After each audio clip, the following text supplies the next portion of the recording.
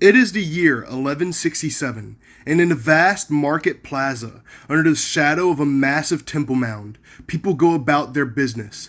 Many different languages are spoken in the market, and goods are traded from throughout the continent. As we zoom out, you can see that there are many plazas just like this one, and a vast city goes on for miles, with multiple mounds peeking over the wooden houses. But this city isn't in Europe or Asia, it's in Illinois. Despite the site being occupied as early as 1200 BC, Cahokia as we know it was initially settled around 600 CE by a culture known as the Mississippians. The first mounds were built around 900. The mounds were built by collecting dirt in woven baskets and carrying it by hand to the construction site, where the dirt was poured, pressed down, and smoothed, with each mound being built over decades. The city of Cahokia was elaborately planned with several ceremonial plazas situated around the mounds, connected by intricate pathways and courtyards, suggesting that the site was a place of religious pilgrimage. Cahokia's height corresponds with a time known as the medieval warming period, from approximately 950 to 1250 CE, as noted by historian at Columbia University Daniel Richter. This time would have made it far easier to grow crops than in the colder centuries before.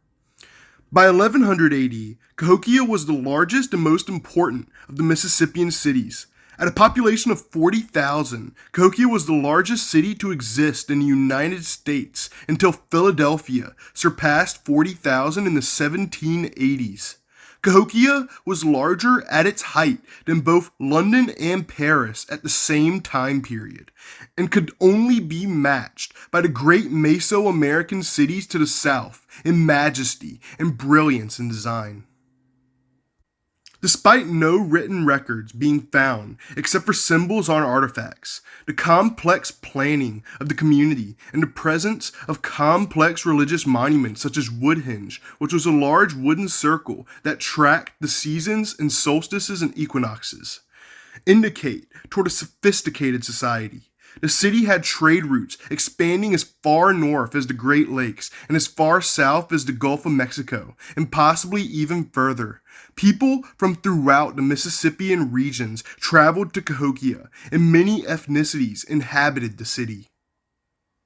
Cahokia began to decline in population in the early 1200s, with many different reasons being proposed, including but not limited to deforestation, overhunting, flooding, drought, warfare, climate change, economic collapse, aliens, disclaimer that one was a joke, and crop failure.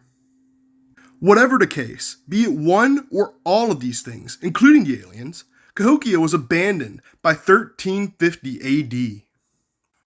The Cahokia mounds were first spotted by Europeans in the 1600s when French fur trappers entered the region to find the mounds inhabited by a group known as the Cahokia, part of the Illinois Confederacy. The French named the site after these people. It is unknown what the people who inhabited Cahokia during its height called it, or even called themselves. Today, much of the former city has been covered by sprawl from the city of St. Louis, but parts of Cahokia, including its old core, still remain and are preserved today. The largest mound at the site, called Monk's Mound, is the tallest mound in North America and is a testament to the ingenuity of the people who inhabited this lost city. Thanks for watching.